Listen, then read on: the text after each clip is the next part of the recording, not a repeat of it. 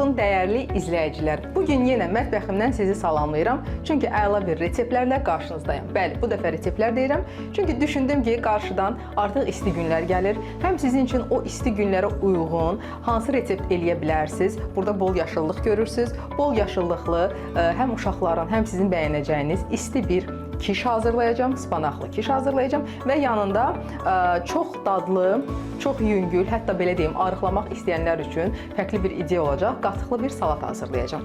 Bugün işimiz çoxdur, ona görə vaxt itirmədən istəyirəm işə keçim. Əvvəlcə bizə kiş üçün, spanaqlı kiş üçün nələr lazımdır, onları sadalayım, daha sonra başlayaq hazırlanmasına.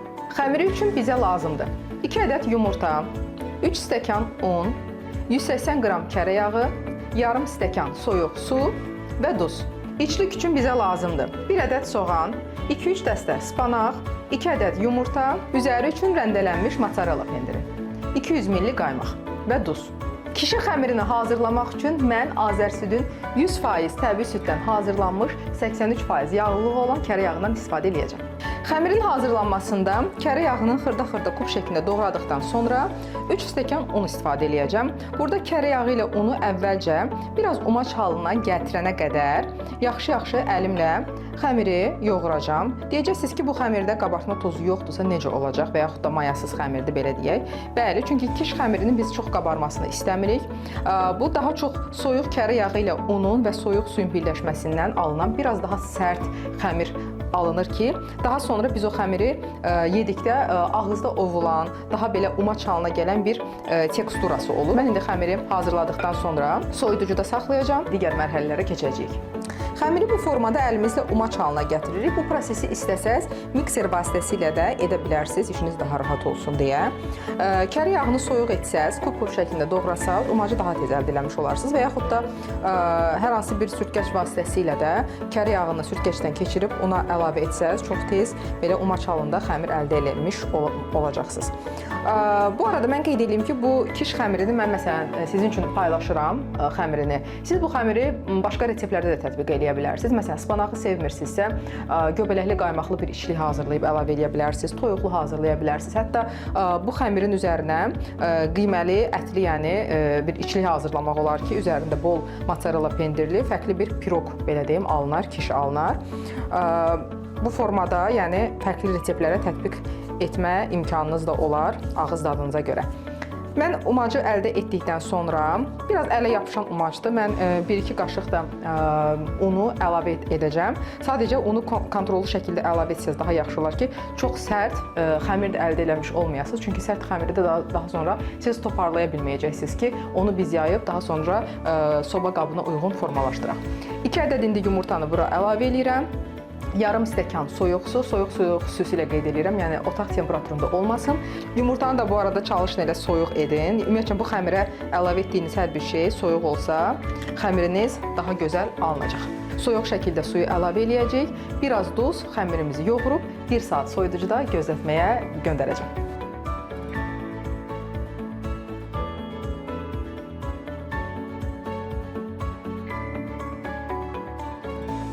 Xəmiri yoğurdum. Başqa bir qaba əlavə etdim ki, çox yapışmasın. Çünki bu xəmir, baxın, bu formada biraz ələ yapışan xəmirdir.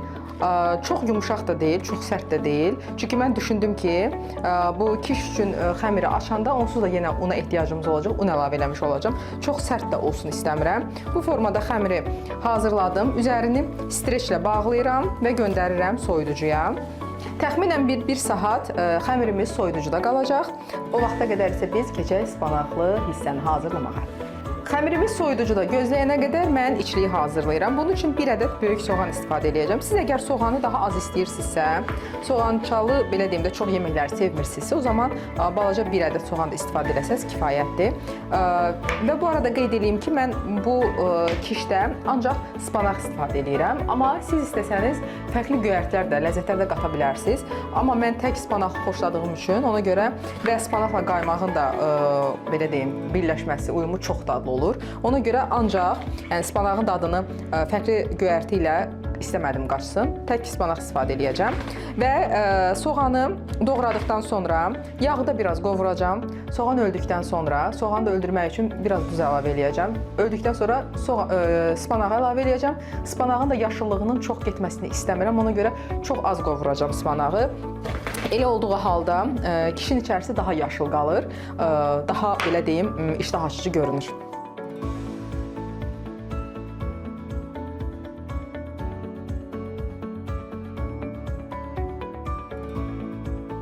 Spanaqlar qaz üzərində bişənə qədər mən istəyirəm vaxt itirmədən sousu hazırlayım. Sous qaymaqlı bir sous olacaq. Kişinin üzərinə əlavə edəcəyik. Bunun üçün bizə lazımdır Azər südün 18% yağlılığı olan yeməklik qaymağı və 2 ədəd yumurta.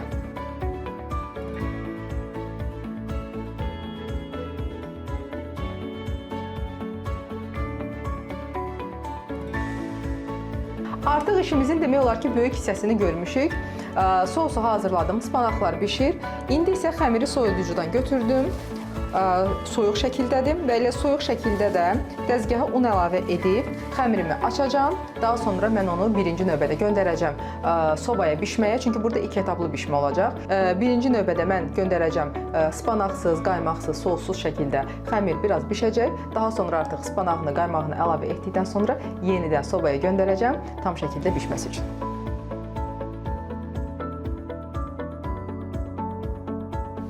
Kiş xəmirini çox qalın, nə də çox nazik etməyin. Çox incə olduğu halda ancaq içlik, belə deyim də, dadını almış olacağıq.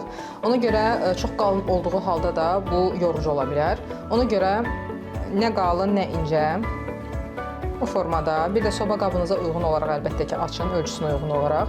İstəsəniz kiçik kişlər şəklində də, balaca kişlər də hazırlaya bilərsiniz. Balaca soba qablarında və yaxud da bir böyük. Artıq qalan xəmiri mütləq şəkildə dəyərləndirin.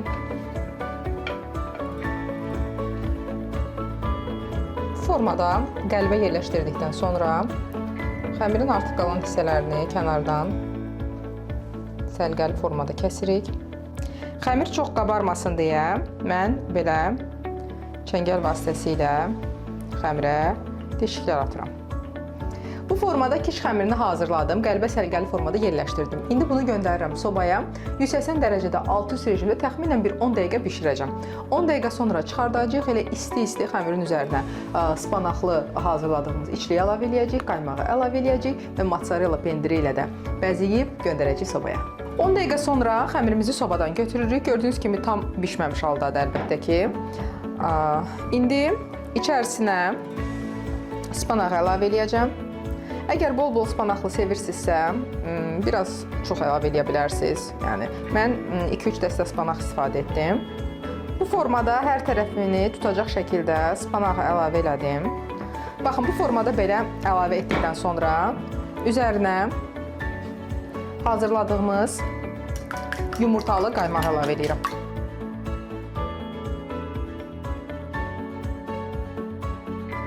Və üzərinə Azər südün hazır rəndələnmiş çox dadlı mozzarella pendiri var. Spanaqlı kişinin üzərinə bol-bol mozzarella pendiri əlavə etdikdən sonra göndərirəm 180 dərəcəli sobada gözəl şəkildə qızarmağa.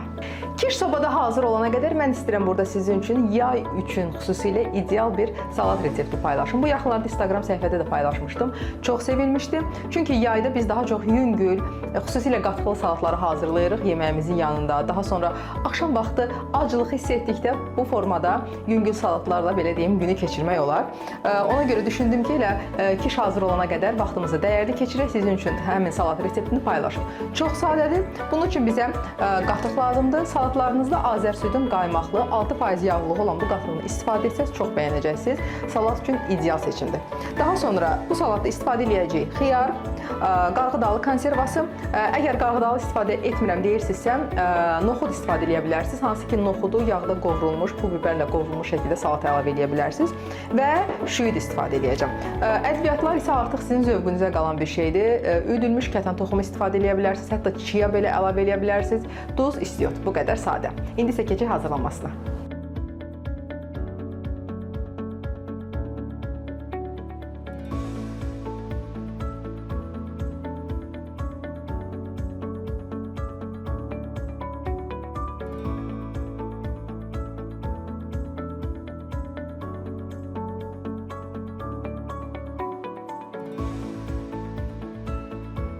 qədər qatıqlı salatımız da hazırdır. Gördüyünüz kimi hazırlaması çox asandır, amma dadını həqiqətən çox bəyənəcəksiniz, əminəm. Çünki yayda mənim də tez-tez hazırladığım salatdır. Mən içərisinə əlavə olaraq chia da əlavə etdim. Yəni siz istəsəz istifadə etməyə də bilərsiniz və yaxud da chia əvəzinə kətan toxumu istifadə edə bilərsiniz.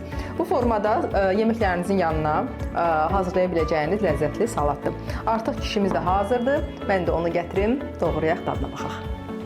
Bu qədər. Gördüyünüz kimi spanaqlı kişinin üzərindəki mozzarella çox qəşəng şəkildə qızarıb. Bu formada hazırlasanız çox bəyənəcəksiniz. İndi istəyirəm bir qaba əlavə edim və doğrayıb dadına baxaq.